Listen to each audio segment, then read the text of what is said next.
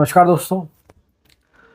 आज हम लोग बात करेंगे कि यदि किसी की लग्न पत्रिका में राहु, चंद्रमा और मंगलदेव, इन तीनों की यदि युति हो रही है, कंजंक्शन हो रहा है, तो किस प्रकार के रिजल्ट आपको देखने को मिलेंगे। उससे पहले हम बात करें कि कंजंक्शन से मतलब क्या है।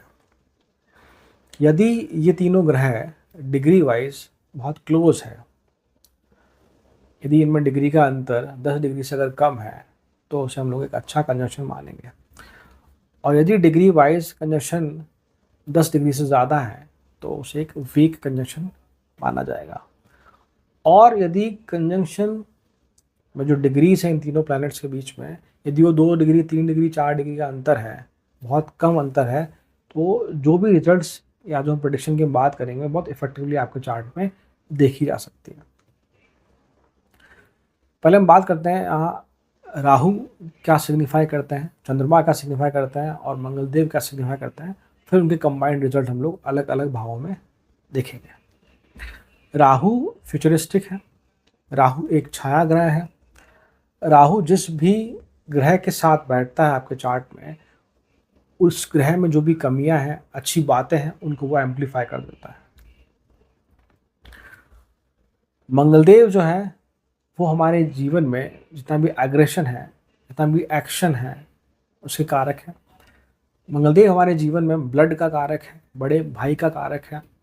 Mars is planet of war, तो जो भी हम स्ट्रॉन्ग एक्शंस लेते हैं उन सभी को हम लोग मंगलदेव से जोड़कर देखते हैं। अब बात करें चंद्रमा की। चंद्रमा से हम लोग ममता देखते हैं, चंद्रमा से हम लोग माता को देखते हैं। चंद्रमा इज वॉट अ प्लैनेट जो एक फास्ट मूविंग प्लैनेट है, जो हमारे मन का कारक है। आप ऐसा कह सकते हैं कि Chandrama and Rahu are one of the most important planet of our chart. Chandrama हम क्या सोचते हैं, हमारा उस सोच को लेकर कैसी प्रतिक्रिया होती है, हमारा सब कॉन्शियसनेस किस प्रकार से काम करता है, वो सभी हम लोग मून चंद्रमा से देखते हैं। चंद्रमा जल का कारक है और हम जानते हैं हमारी बॉडी में अराउंड 70% वाटर है, तो चंद्रमा का हमारे जीवन पे प्रभाव बहुत स्ट्रांग पड़ता है। तो चंद्रमा जहाँ एक सॉफ्ट प्लैनेट आप ऐसा कह सकते हैं, वहीं Mars is what aggression, Rahu is what diplomatic, Rahu is what technology, Rahu is what futuristic, Rahu is what छाया ग्रह है। तो वह जब चंद्रमा उनके बीच में आएगा या चंद्रमा से उनकी युति होगी, तो डेफिनेटली कहीं ना कहीं आपका जो एग्रेशन है, आपके मूड स्विंग्स हैं, आपका जो ऑब्सेशन है लाइफ में, वो डेफिनेटली कहीं ना कहीं सफ़र करेगा। अब यदि चंद्रमा ठीक राहु और मंगल ग्रह के बीच में है डिग्री वाइज, तो चीज़ें थोड़ी ज़्यादा नेगेटिव हो सकती हैं। बिकॉज फिर वो एक इस प्रकार का योग बन रहा है जहाँ पर चंद्रमा दो स्ट्रॉन्ग इन्फ्लुएंसिंग प्लैनेट के बीच में आकर फंस गया, आप ऐसा कह सकते हो। या अब जो चंद्रमा का जो आप कह सकते हैं जो स्नेहपन है, वो कहीं ना कहीं उन प्लैनेट से ज़रूर स्ट्रांगली अफ्लिक्ट होता हुआ देखा जाएगा। तो अब बात करते हैं कैसे। ये तय है कि जब तीनों ग्रह की युति बन रही है, स्ट्रांग युति बन रही है, तो एक जो रिलेशंस को लेकर वो रिलेशन होता है कि आपका मदर से, फादर से या आपके लाइफ पार्टनर से, उसमें बहुत स्ट्रांग ऑब्सेशन आता है, बहुत स्ट्रांग ऑब्सेशन आता है। राहु उस चीज़ को बहुत बढ़ा देता है यहाँ पर, कि मार्स पहले से ही उसी का कारक है कि मुझे जीवन में ये करना है, ये नहीं करना है। और चंद्रमा हमारा मन मन को रिप्रेजेंट कर रहा है। तो जब मन और ये एग्रेशन और राहु का एम्पलीफिकेशन चीज़ों को बढ़ा देता है, जब साथ में मिलता है तो एक स्ट्रॉन्ग ऑब्सेशन बनता है। आप अपने गोल को लेकर बहुत स्ट्रांगली ऑब्सेस्ड होते हैं। हाँ, अगर चार्ट में मून स्ट्रांग है, तो ये जो कंजंक्शन है, ये आपको हेल्प करते हुए दिखाया जाता है। पर वहीं अगर चार्ट में डोमिनेंट बहुत ज़्यादा राहु है, बहुत ज़्यादा डोमिनेंट अगर मार्स है, तो फिर आप बहुत ज़्यादा व्यथित होते हुए देखे जाते हैं। एक ऐसी कंडीशन बन सकती है कि आप somehow there is a lack of patience, आप बहुत जल्दी रिएक्ट कर जाते हैं, आप तुरंत मिजाजी हो सकते हैं। आप ऐसा कर सकते हैं, कई बार स्थिति बनती है कि आप मुंह फट हो जाते हैं, बहुत बार मन में कुछ नहीं रखते, फटाफट से बोल देते हैं, ऐसी कंडीशन बन सकती है। और जब मून चंद्रमा और राहु सॉरी मून जब राहु और मंगल के बीच में है तो एक ऐसी स्थिति बन जाती है कि कभी खुशी कभी गम टाइप की बात। मतलब मेरे कहने का मतलब है कि आप थोड़ी देर पहले ही बहुत खुश थे और अभी जस्ट आप बहुत दुखी हो गए। मैं कह रहा हूँ कि जो मूड स्विंग वाली जो बात है, या मेरा मेरे विचारों पर जो कंट्रोल है, मैं जो सोचना चाह रहा हूँ वो कितनी देर तक मैं अपनी बात पे रहता हूँ, उसमें डिफरेंसेस आ सकते हैं। वैसे मैंने कहा कि राहु हमारी लाइफ में ऑब्सेशन का कारक है, वो राहु मटेरियलिस्टिक चीज़ों को पाना चाहता है, फिर हमारा मन उस डायरेक्शन में ज़्यादा ड्रिवन हो सकता है। अगर यही कंजंक्शन अगर अष्टम भाव में है और 12वें भाव में है तो चीज़ें काफ़ी बदल सकती है, काफ़ी टफ होती हुई देखी जाती है। खासकर यदि ये कंजंक्शन बन रहा है अष्टम भाव में भी, अगर यदि ये स्कॉर्पियो वृश्चिक राशि में है या कर्क राशि में है या पाइसेस मीन राशि में है, तो चीज़ें फिर बहुत ज़्यादा विषम होती हुई देखी जाती है। तो आई होप आप समझ पा रहे हैं कि यहाँ पर इस कंजंक्शन में मून का स्ट्रांग होना बहुत ज़रूरी है। मून किस नक्षत्र में है, अगर मून गंडमूल नक्षत्रों में बैठा है, कहने का मतलब मेरा है कि अश्विनी नक्षत्र हो गया, मघा हो गया, मूल नक्षत्र हो गया, ज्येष्ठा हो गया, रेवती हो गया, तो फिर चीज़ें बहुत ज़्यादा डिफ़िकल्ट हो जाती हैं यहाँ पे। आप अपने इमोशंस को कंट्रोल नहीं कर पाते हैं, जो एक इमोशनल इम्बैलेंसमेंट वाली स्थिति है वो बनती हुई दिख जाती है। तो पहले मैं डायरेक्टली रेमेडी की बात कर लेता हूँ। अगर ऐसी स्थिति आपके साथ है, अगर आप ये फील कर पा रहे हैं, तो आई सजेस्ट कि आप है ना चैंटिंग करें किसी भी मंत्र की। अगर लॉर्ड शिवा का कोई मंत्र है तो आप उसकी चैंटिंग करें, गायत्री मंत्र की आप चैंटिंग करें। मैं यहाँ नहीं सजेस्ट कर रहा कि आप मेडिटेशन करें, बिकॉज जब राहु मून साथ में है तो डेफिनेटली ये बात तो है कि यू आर ओवर इमेजिनेटिव। आप वो चीज़ें सोच सकते हैं जो बाकी लोग नहीं सोच पाते हैं, ये क्वालिटी भी है। पर साथ ही साथ जब मास का एग्रेशन कंबाइन हो रहा है तो फिर आपकी सोच बहुत नेगेटिव भी आ सकती है और बहुत पॉजिटिव भी आ सकती है। तो उस केस में अपने मन को केंद्रित कर पाना मुझे लगता है कि बहुत आसान नहीं है। तो शायद इसीलिए आपको मैं कह रहा हूँ कि आप मेडिटेशन के बजाय आप चैंटिंग करें मंत्रों की।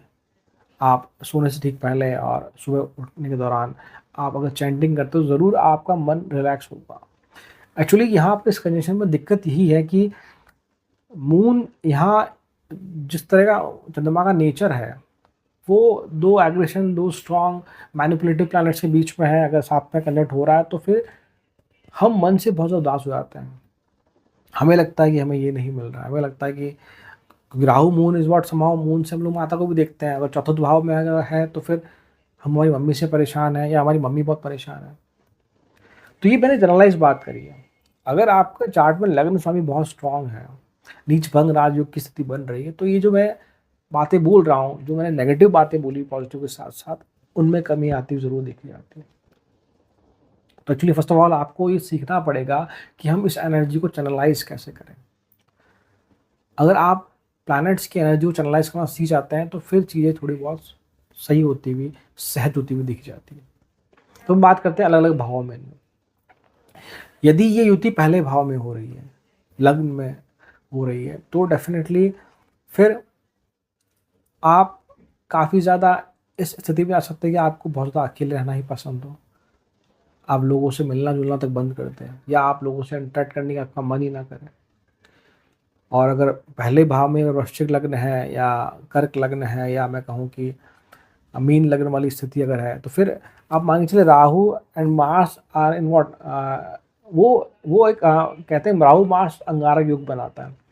जबकि जिन साइन की मैं बात कर रहा हूँ वो एक वाटरी साइन टाइप आप कह सकते हो। मैं बहुत डिटेल में नहीं जा रहा यहाँ पे, और एक ब्रीफ की बात कर रहा हूँ। तो फिर स्थिति ये होती है कि आपके मन में सुसाइडल थॉट भी आ सकते हैं कभी कभार। हाँ, बट ये ज़रूर है कि आपको यहाँ पे एक स्ट्रॉन्ग डिप्लोमेटिक क्वालिटी देता है कन्वेंशन, स्ट्रॉन्ग मैनिपुलेशन वाली क्वालिटी भी देता है। अब मैनिपुलेट आप कैसे करते हैं, इट्स ऑन यू। सेकंड भाव में यदि ये है कंजंक्शन, तो दूसरे भाव से हम लोग हमारे घर में जो धन है उसको देखते हैं हम लोग, धन भाव भी कहलाता है दूसरा भाव। हमारे कुटुंब को देखते हैं हम लोग।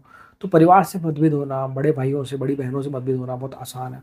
राहु मार्स अगर बहुत स्ट्रांगली कंजंक्ट है तो ये पॉसिबिलिटी बन सकती है कि आप कि फेस पे कोई स्कार हो, कोई फेस पे कोई निशान हो, आपकी आपकी राइट आई, आपके टीथ, वो उनमें कुछ प्रॉब्लम होती हुई देखी जा सकती है। और स्पेशली अर्ली एज में आपके कुछ मेजर एक्सीडेंट भी हो सकते हैं अगर वहाँ पर मार्स बहुत ज़्यादा पीड़ित अगर। तीसरे भाव में बात करें हम लोग तो फिर से तीसरे भाव से हम लोग पराक्रम देखते हैं, हमारे ब्रदर सिस्टर्स को देखते हैं हम लोग, और कुछ छोटी छोटी यात्राओं को देखते हैं हम लोग। तो तीसरे भाव से अगर हम बात करें तो हम ये कह सकते हैं कि वहाँ पर फिर से ये स्थिति बनती है कि आपका भाई बहनों से या तो बिल्कुल नहीं बनती या बहुत ज़्यादा बनती है, ये कंडीशन बन सकती है यहाँ पर। या तो आपके आपके जो फैमिली मेम्बर्स है वो इस प्रकार के हैं कि वो आपकी हर बात मानते हैं या आपकी कोई बात नहीं मानते। हाँ, ये ज़रूर है कि आपको यहाँ पर ट्रैवल करना बहुत पसंद है, आपको खाना पीना बहुत पसंद है आपको यहाँ पर। तो अगर आप अपने during the age of when जब आप प्रोफेशन में आप जॉब कर रहे हैं, तब आप अगर घर से दूर है, अगर आप घर से दूर के अगर आप जॉब कर रहे हैं तो डेफिनेटली ये आपके लिए सपोर्टिव है। चौथे भाव की बात करें, चौथे भाव से हम लोग समृद्धि देखते हैं, माता को देखते हैं, वाहन को देखते हैं, घर को देखते हैं। वहाँ अगर ये योग बन रहा है तो डेफिनेटली आपके लाइफ में आपके मदर का रोल बहुत इम्पोर्टेंट है। मेरे कहने का मतलब है कि ये हो सकता है कि फादर के होते हुए भी फादर से ज़्यादा आपकी लाइफ में जो मदर है उनका इन्फ्लुएंस बहुत ज़्यादा है। ये भी पॉसिबल है कि आपकी जो मदर की अर्ली लाइफ रही होगी वो काफ़ी प्रॉब्लमेटिक रही होगी। अब फिफ्थ हाउस की हम बात करें, पंचम भाव में अगर ये योग बन रहा है तो फिर एक थोड़ा जो नेगेटिव पॉइंट मुझे लगता है कि आपको ना, अगर आप मैनिपुलेटिव हैं यहाँ पर बहुत ज़्यादा तो आपको वो चीज़ छोड़नी होगी। वो रेमेडी भी है यहाँ पर। ये ज़रूर पॉसिबल है कि संतान सुख में डिले हो सकता है। फर्स्ट अबॉर्शन भी पॉसिबल है अगर मार्स बहुत ज़्यादा स्ट्रांगली अफ्लेक्टेड है, नीच अवस्था में है या उस पर शनि की दृष्टि है, तो ये पॉसिबिलिटी है। मैं पॉसिबिलिटी की बात कर रहा हूँ, मैं डायरेक्टली ये नहीं कह रहा कि ऐसा होगा। उसके लिए आपको फिफ्थ लॉर्ड कहाँ है वो भी देखना पड़ेगा आपको। सिक्स्थ हाउस में ये कंजक्शन मेरे हिसाब से मोर देन एवरेज है। हाँ, ये पॉसिबिलिटी है कि आपको नींद ना आना, जो फर्स्ट हाउस में पॉसिबिलिटी है, आपको नींद ना आना, आप सपनों से परेशान हैं, आप सपनों में उलझ जाते हैं, ऐसी स्थिति बन सकती है। बट समहाउ यहाँ पर Rahu and Mars gives you a strong competitive spirit. आप लाइफ में हार नहीं मानते आप, ये स्थिति बन सकती है। आप या टाइप ऑफ वॉरियर, जो कैसी भी स्थिति है आप उसे झेल लेंगे अगर सिक्स्थ हाउस में कॉम्बिनेशन बन रहा है। इंदिरा गांधी जी के सिक्स्थ हाउस में ये कॉम्बिनेशन है। मैं सिर्फ राहु की बात कर रहा हूँ, या मैं बात कर रहा हूँ राहु मून और मार्स की। तो एक आपको वहाँ स्ट्रॉन्ग डिप्लोमेटिक क्वालिटी देता है यहाँ पर। तो उन चीज़ों को आप फ़ायदा उठाएं यहाँ पर। मन को शांत करने की जरूर कोशिश करें यहाँ पर। मन थोड़ा सा व्यथित सा रहता है जब भी सिक्स्थ हाउस में ये चीज़ हो रही है। आप साइन का बहुत इंपॉर्टेंट ध्यान रखें कि किस साइन में है। सप्तम भाव में यदि है तो बहुत स्ट्रॉन्ग पॉसिबिलिटी है, मैं थोड़ा नेगेटिव हूँ यहाँ पे, मैरिज का लेट होना। ये स्ट्रॉन्ग पॉसिबिलिटी कि आपकी मैरिज आपके कास्ट के बाहर, आपके समुदाय के बाहर, या एक इंटरकॉन्टिनेंटल, इंटर स्टेट या इंटर डिस्ट्रिक्ट इस तरह की, या एक ऐसी किसी लाइफ पार्टनर से आपकी शादी होगी जो आपसे कल्चर में अलग हो सकता है, कास्ट में अलग हो सकता है, अलग अलग जगहों से हो सकते हैं। ऐसे लोगों से आपका मिलना जुलना हो। मन बहुत ऐसी स्थिति बनती है कि मन से आप है ना कन्फ्यूज से रहते हैं अगर ये वाली स्थिति है सेवन्थ हाउस में। आप बहुत चाहते हैं लोगों में घुलना मिलना, बट वो प्रैक्टिकली पॉसिबल हो नहीं पाता। तो सेवन्थ हाउस में ध्यान रखें इस चीज़ का आप लोग। यहाँ पर एक और बात है कि सेवन्थ में राहु मार्स साथ में है, तो आप अपने घर में अगर कोई हथियार है या कोई ऐसा डिस्ट्रक्टिव आइटम है तो आप उससे उससे उसकी तरफ अपने आप को ना ले जाएं। आप अपने आप को उस डायरेक्शन में अलाइन करें। बिकॉज यहाँ पर ये ज़रूर है कि ऐसा अगर कुछ है तो आपके द्वारा या आप पर कुछ ना कुछ एक ऐसी स्थिति बन सकती है कि जिससे आपको नुकसान हो जाए या एक्सीडेंट कह लो आप, वो पॉसिबिलिटी हो। अष्टम भाव की बात करें तो डेफिनेटली फिर हेल्थ इश्यूज़ की थोड़ा इशू, यहाँ पर हेल्थ इशू पॉसिबल है आपको। आपका सीक्रेट अफेयर हो सकता है किसी से मैरिज के बाद। हाँ, ये ज़रूर है कि यहाँ पर आपकी जो उम्र है वो लंबी हो जाती है। पर साथ ही साथ अष्टम भाव में एक और दिक्कत है कि हमारी हमारे इन लॉज के साथ इजीली नहीं बनती, या जैसा वो चाहते हैं मैं वैसा अपने आप को प्रेजेंट नहीं कर पाता, या उनके अनुरूप में बन नहीं पाता। ऐसी स्थिति बन सकती है अष्टम भाव में। बुरे सपने आना, या बहुत देर तक सपने आना, नींद पूरी नहीं हो पाना, ऐसी स्थिति बन सकती है यहाँ पर। तो एक्चुअली मैं फिर से कह रहा हूँ, 8th हाउस में थोड़ी ज़्यादा प्रॉब्लमेटिक कंडीशन है यहाँ पर। लाइफ बहुत ज़्यादा, actually 8th house is what house of transformation also. हम लोग ऐसी गुप्त विद्याओं को देखते हैं, हम लोग ऐसे सीक्रेट चीज़ों को देखते हैं, तो ये ट्रांसफॉर्मेशन का हाउस है। तो आप ध्यान रखें कि यहाँ पर आपको अपने मन को शांत रखना सीखना होगा। आप वो रेमेडीज़ करें जिससे आपका मूड स्ट्रेंथन हो, बिकॉज 8th हाउस में मून वैसे भी कालपुरुष की कुंडली में अष्टम भाव वृश्चिक राशि का है। मून वृश्चिक राशि में वैसे भी नीच का माना जाता है शुरुआती डिग्रीज में। तो फिर थोड़ी चीज़ें मुझे लगता है बहुत ज़्यादा प्रॉब्लमेटिक हो जाती हैं यहाँ पर। और फिर मून मार्च साथ में है, तो फिर ये स्थिति बनती है कि हम लोग चाहते हैं जो थॉट की सुसाइडल थॉट, या आप ऐसा कह सकते हो कि हेल्थ इशू, मतलब स्पेशली आपके मैं कहूँ कि लोअर बॉडी पार्ट में वो ज़्यादा होते हुए देखे जाते हैं। पाइल्स हो गया, यूट्रस में प्रॉब्लम हो गई। तो आप शुरू से ही हाइजीन, इन चीज़ों का ध्यान रखें। एक प्रैक्टिकल एडवाइस जो मैंने देखा कि बहुत इफेक्टिवली काम करती है यहाँ पर, कि आप अपने खाने पीने का ध्यान बहुत स्ट्रांगली रखें। 9th हाउस में यदि है तो मैं इसे कोई बहुत बुरा कंडीशन नहीं मानता यहाँ पर। 9th हाउस में रिजल्ट ठीक ही है यहाँ पर। थोड़ा बहुत ज़रूर है कि आप ऑर्थोडॉक्स चीज़ों को नहीं मानते, आप अपने हिसाब से आप इसमें बिलीव नहीं करते कि मुझे पूजा पाठ करनी ज़्यादा, आप इसमें बिलीव करते कि मैं लोगों की हेल्प कैसे करूँ, लोगों की मदद कैसे करूँ। ये कॉम्बिनेशन वहाँ इस तरह से काम करता है। 10th हाउस में अगर ये कॉम्बिनेशन है, ये कंजंक्शन है सॉरी, तो डेफिनेटली आप के लिए राहु एंड व्हाट वी से मार्स यहाँ पर आपको पॉलिटिक्स में हेल्प करते हैं डाउटली। कोई भी ऐसा फील्ड, स्पेशल डिफेंस वाले फील्ड की फिर से बात करूँगा मैं। 7th हाउस में अगर मार्स, राहु और मून है, तो अगर आप डिफेंस वाले फील्ड में आते हैं तो बहुत अच्छी बात है। और 10th हाउस में भी वही बात करूँगा फिर से मैं आपको। साथ ही साथ अगर यहाँ हम बात करें तो जॉब में ज़रूर हेल्प करता है राहु मार्स, स्पेशली इनकी दशाओं और अंतर्दशाओं में। 11वें भाव में बात करें हम लोग, तो यहाँ पे आपको बहुत स्ट्रॉन्ग एक होता है ना, एक ऑर्गेनाइज़र, एक मैनेजर, एक प्लानर बनाता है। चीज़ों को कैसे प्लान करना है, किसी बड़े प्रोजेक्ट को कैसे कंप्लीट करना है, वो सारी क्वालिटीज़ आपको यहाँ मिलती है जब भी 11th हाउस में कंजंक्शन मिल रहा है। क्योंकि 11वें भाव से हम लोग is not house of gain. 10वें भाव से जो हम कर्म करते हैं वो हम लोग 11वें भाव से में उसका फल मिलता है, उसे हम लोग 11वें भाव से देखते हैं। यहाँ ज़रूर है कि आपको बड़े भाई से दिक्कतें हो सकती है। दिक्कतों से मतलब मेरा है कि जो सपोर्ट आप एक्सपेक्ट कर रहे हैं, चाहे बड़े भाई चाहे बड़े सिस्टर आपके हैं, तो वो आपको नहीं मिल पाता। थोड़े फैमिली वेल्थ को लेकर भी प्रॉब्लम हो सकती है यहाँ पर। बट ओवरऑल मुझे लगता है कि यहाँ पर 11th हाउस में राहु मार्स मून वाला conjunction more than average favourable है आपके लिए। 12th हाउस की बात करें यहाँ पर, तो यहाँ पर सबसे बड़ी दिक्कत यह है कि आपके परिवार में, आप शायद आपके एंड से शायद ये बात कम हो, फैमिली में कोई ना कोई किसी और की तबीयत खराब होती रहती होगी। मेडिकल पे खर्चा काफ़ी हो जाता होगा, उसका आपका भी, बट मैं आपके लिए कह रहा हूँ कि बहुत कम पॉसिबिलिटी है, बट बाकी लोगों पे जो आपने पैसा खर्च कमाया है वो शायद वहाँ खर्च हो जाता हो।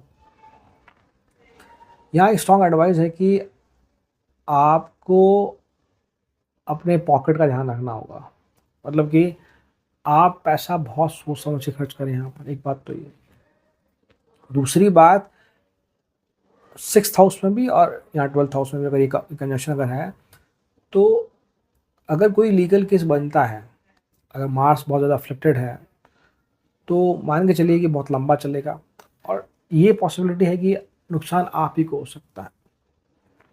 तो मेरे हिसाब से यहाँ पर थोड़ा ट्रबलसम ही है ये। तो आप जो प्रैक्टिकल रेमेडीज़ है कि आप इन चीज़ों में इन्वॉल्व ना हो। आप कोशिश करें कि अपने आप को फिट रखें, आप कोशिश करें कि आप पैसे को सोच समझ के खर्च करें। दूसरी बात, उधार ना दें। तो ये कुछ प्रैक्टिकल रेमेडीज़ हैं। अब अगर मैं इस कंजंक्शन की एक रेमेडी की बात करूं, तो ये पॉसिबल है कि अगर आप किसी से भी फ्री में कुछ ना लें, तो शायद चीज़ें थोड़ी सी नॉर्मल होती हुई दिखी जाएगी। ये सब जो मैंने बातें करी ये जनरलाइज प्रेडिक्शन था। इफेक्टिव प्रेडिक्शन के लिए आपको सब हाउस लॉर्ड नक्षत्र सब देखने होंगे, लग्न कैसा है आपका, कितना स्ट्रांग है, उसके हिसाब से उसके अनुरूप हम चीज़ें प्रेडिक्ट कर सकते हैं। आई होप आपको ये वीडियो पसंद आया होगा। If you like this video then kindly do like, share, subscribe and comment. Thank you so much. नमस्कार।